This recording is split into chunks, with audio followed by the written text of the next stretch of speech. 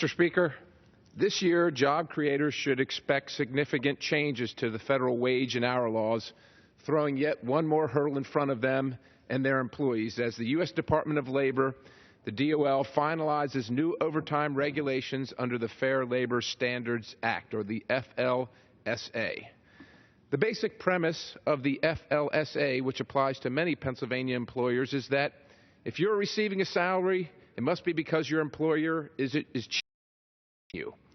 The rule that has the force of law discourages salaried employees, discourages the give and take between employee and employer to work for best interest of each one. There are limited exceptions to the FLSA's overtime obligations for narrow categories of employees and for those in particular industries and occupations. The most common exemptions are for white-collar employees like executive, administrative, and professional employees. Currently, an employee must satisfy 3 criteria to qualify as exempt from federal overtime pay. First, you must make a salary. Second, your salary must be more than $455 per week or $23,660 annually. And third, your primary duties must be consistent with managerial, professional, or administrative positions as defined by the Department of Labor. They don't know every single job in every community across the country, but yet they're the ones that decide, not the people actually doing the work or the ones that started and own the business.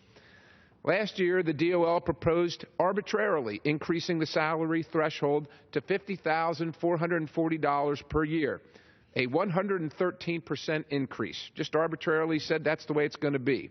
It also proposed automatically increasing the salary threshold on an annual basis, regardless of what the economy is. If the economy grew at 4%, I guess it'd be one thing.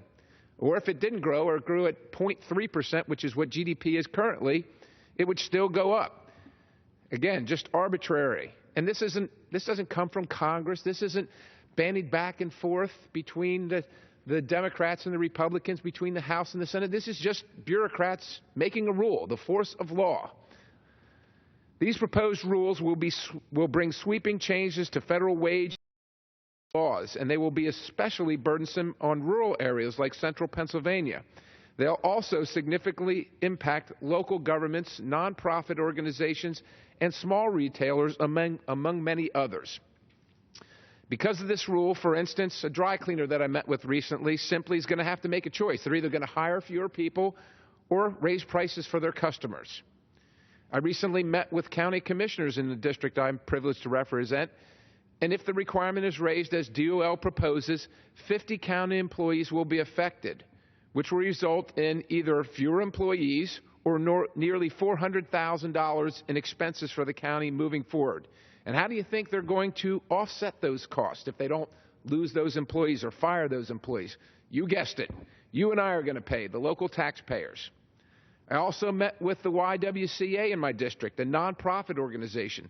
They looked at the potential impact of these regulations and determined that approximately 30 staff members would be affected, resulting in either a loss of jobs or an additional expense of over $200,000 for a nonprofit that's struggling to get by, struggling to provide services, whether it's a daycare for underprivileged folks or just to keep the doors open. They're going to have to make a choice, all because of a rule that didn't come from here, came from the regulators as usual, that aren't interested in the input of the nation's citizens in all too many cases. This is just another example of bureaucrats of the administrative state, in this case the Department of Labor, developing top-down regulations that crush organizations like nonprofits, small businesses, and communities that can least afford it. For this reason, I'm happy to support a solution. We shouldn't have to provide this solution because this is really a problem that doesn't exist. But there is a solution, the Protecting Workplace Advancement and Opportunity Act, introduced by my colleague, again, Mr. Tim Walberg, which prevents the DOL from implementing this misguided and completely unnecessary proposal and rule. I strongly urge other members to support this important legislation as well. And, Mr. Speaker, I yield back. The gentleman yields back. The gentleman from Florida, Mr. Corbello, is